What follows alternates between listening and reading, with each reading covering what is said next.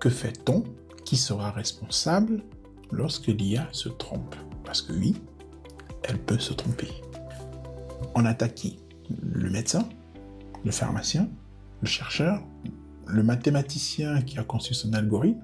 C'est qui on attaque? On fait quoi? C'est un peu le même problème que les voitures autonomes. Quand vous faites un accident, les assureurs vous demandent, c'est toi, c'est la voiture, c'est l'algorithme, c'est le constructeur, c'est qui? Ça, c'est l'un des gros problèmes de l'IA. En vérité, une intelligence artificielle est aussi bonne que les données qu'elle reçoit.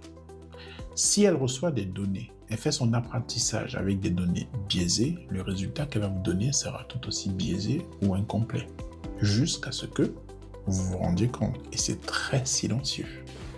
Et n'oublions pas l'humain. Un algorithme ne peut pas ressentir votre douleur, comprendre vos peurs ou écouter votre silence.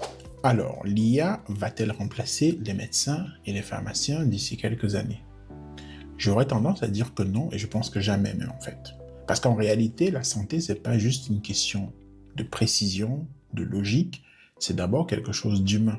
Quand on prend un rendez-vous chez un médecin, on attend de lui qu'il soit à l'écoute, qu'on communique, qu'on parle, qu'il ressemble, qu'il sache ce qu'on ressent. Aux dernières nouvelles, l'IA n'en a rien à foutre.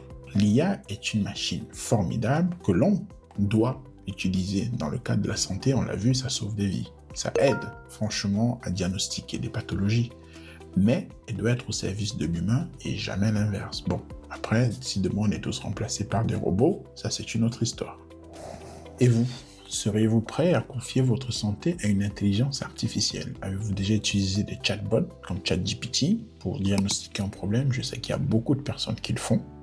Et ça marche plutôt bien d'ailleurs, il faut l'avouer.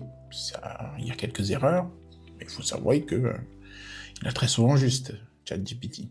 Si cette vidéo vous a appris quelque chose ou vous a fait réfléchir, merci de liker, de vous abonner, très important. Et on se dit à la prochaine pour une nouvelle vidéo. Ciao!